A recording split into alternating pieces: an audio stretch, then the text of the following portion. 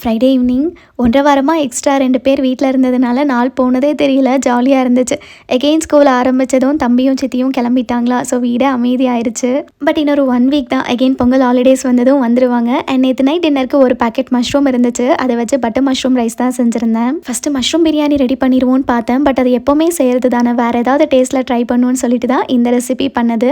இதுக்கு ஒரு கடாயில் எண்ணெய் சேர்த்துட்டு கொஞ்சமாக கடுகு கருவேப்பிலை பொரிஞ்சதுக்கப்புறம் வெங்காயம் 2 பச்சை மிளகா இஞ்சி பூண்டு பேஸ்ட் சேர்த்துட்டு நல்லா வதக்கணும். அடுத்ததாக இது கூட 1 டீஸ்பூன் மிளகாய் தூள், 1.5 டீஸ்பூன் மல்லித்தூள், 1/2 டீஸ்பூன் கரம் மசாலா, 1/4 டீஸ்பூன் மஞ்சள் தூள் சேர்த்துட்டு எண்ணெய் பிரிஞ்சு வந்ததுக்கப்புறமா கட் பண்ணி வச்சிருக்கிற மஷ்ரூம், அப்புறம் ஒரு கேப்சிகம் ஆட் பண்ணிவிட்டு ஒரு 1/4 கப் அளவுக்கு தண்ணி விட்டு மஷ்ரூம் 70% வெந்ததுக்கப்புறமா ஒரு 2 டேபிள் ஸ்பூன் அளவுக்கு பட்டர் சேர்த்துக்கணும். கடைசியாக கிரேவிக்கு ஏற்ற மாதிரி உப்பு சேர்த்ததுக்கப்புறம் வடித்து ஆற வச்ச சாதம், 1/2 டீஸ்பூன் பெப்பர் பவுடர், மல்லி இலை தூவிட்டு எல்லாத்தையும் பொறுமையாக கலந்தா butter mushroom rice ready. And மறக்காமல் மஷ்ரூம் வச்சு செய்கிற எந்த ரெசிபி உங்களோட ஃபேவரட்னு கமெண்ட்ஸில் ஷேர் பண்ணுங்கள்.